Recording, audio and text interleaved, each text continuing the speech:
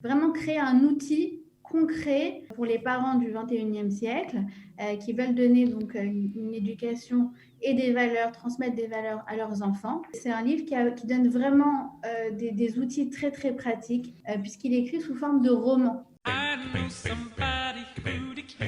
Sortez, respirez, c'est le Quality Time. Deux jeunes femmes, Joy Galam et Vanessa Benzaken, qui ont écrit un livre ensemble qui s'intitule S'élever avec ses enfants. Bonjour à toutes les deux et merci d'être avec nous ce matin. Bonjour Cathy. Alors on est ravis de vous accueillir. Vous avez conçu ce livre en fait comme un guide. Est-ce que vous pouvez nous expliquer pourquoi? Alors, Joy. je vais un petit peu raconter l'histoire du livre parce que ce livre c'est avant tout l'histoire d'une rencontre. En fait, il y a 3 ans, alors que j'étais responsable d'un site de diffusion de Torah pour femmes, eh bien, j'étais à la recherche de nouvelles intervenantes et on m'a conseillé de diffuser les cours de Vanessa Benzaken. J'ai eu du mal à la convaincre, je dois avouer. Et au bout de quelques mois, elle a accepté. Et donc, j'ai reçu son premier cours par mail.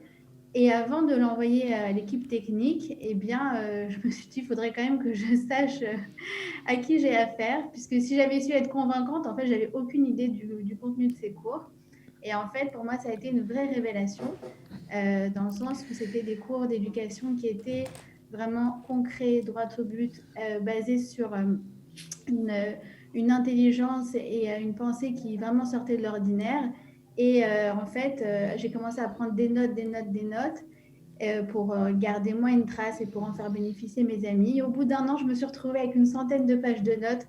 Et donc, on s'est rencontrés. Je lui ai dit, voilà, c'est la base de notre prochain livre. Est-ce que vous êtes d'accord qu'on l'écrive ensemble et voilà.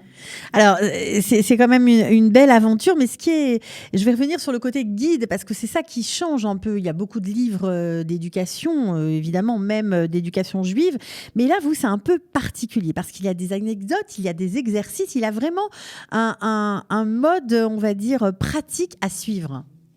Exactement, c'est exactement ça, Cathy. Ça veut dire qu'en fait, nous, on voulait vraiment créer un outil concret pour les parents du 21e siècle qui veulent donner donc une éducation et des valeurs, transmettre des valeurs à leurs enfants.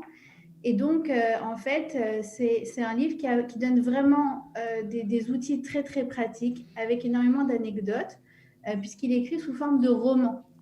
En fait, c'est l'histoire d'une femme qui va à un cours d'éducation. À la base, eh bien, elle est un peu perdue avec ses enfants. Elle se dit qu'elle n'aura jamais d'autorité, qu'elle n'arrivera jamais à rien avec eux. Et puis, en fait, elle arrive. Et puis, elles vont être 3 femmes à se rencontrer. 3 femmes avec un profil très différent, puisque la première, la narratrice, Déborah, est une femme qui a très peu confiance en elle, qui se remet tout le temps en question, qui a l'impression de faire des faux pas à chaque fois. Donc, elle ne capitalise pas ses réussites et ses victoires. La seconde, Rebecca, alors elle, c'est un profil qui est beaucoup plus strict, beaucoup plus critique et qui commence à voir que malheureusement, à l'âge de l'adolescence, son approche est bien à ses limites. Et donc, il va s'en suivre une remise en question. Et enfin, on a Yael. Alors, Yael, c'est le profil un peu inverse. Ça veut dire que c'est celle qui est un peu qui s'énerve rapidement, qui n'a pas trop de principes, qui va osciller comme ça, etc.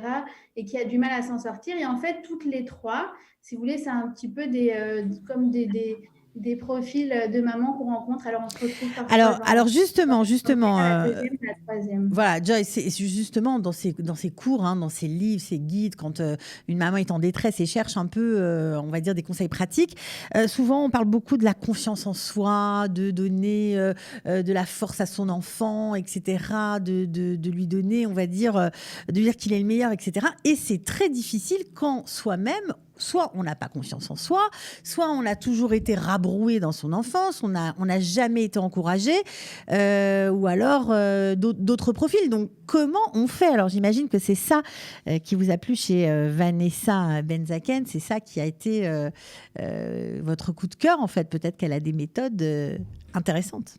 Vanessa, vous êtes Alors, là? voilà, je vais laisser la parole à Voilà. Vanessa, mais juste avant, voilà, c'est ce que je voudrais dire, c'est que vraiment en filigrane, on a la prof tout au long du livre qui s'appelle Judith, qui, en filigrane, encourage, qui laisse la place complètement aux erreurs de parcours, parce que la construction de l'enfant, c'est avant tout la construction du parent lui-même. Et donc, c'est un livre qui se veut justement page après page, très, très, très, très encourageant. Alors Vanessa, est-ce que vous êtes avec nous parce qu'on aimerait en savoir plus d'abord comment ces principes éducatifs, vous les avez tissés, d'où viennent-ils et comment ça fonctionne en fait?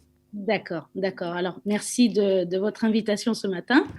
Et pour, disons, en quelques mots, résumer un petit peu l'historique de toute cette aventure. Donc, il y a un peu plus de 10 ans, j'ai eu, Baruch Hashem, le bonheur de découvrir les enseignements du Rav Yaakovson, qui en Israël est très connu, qui est une référence, qui est un pionnier au niveau du Chinour de Torah, qui développe des principes qui correspondent, qui sont tout à fait universels en réalité, qui correspondent à une approche éducative pour tous, mais qui prend sa source dans la Torah exclusivement. Et surtout, la révélation que ça a été pour moi, c'est que ce n'était pas simplement des grands principes théoriques qui sont pourtant bien profonds et bien établis, mais ça nous suit dans le jour, ça se déclinait en outils très concrets pour relever le défi éducatif, d'élever nos enfants, mais surtout de se construire nous-mêmes, parce que c'est évidemment le préambule.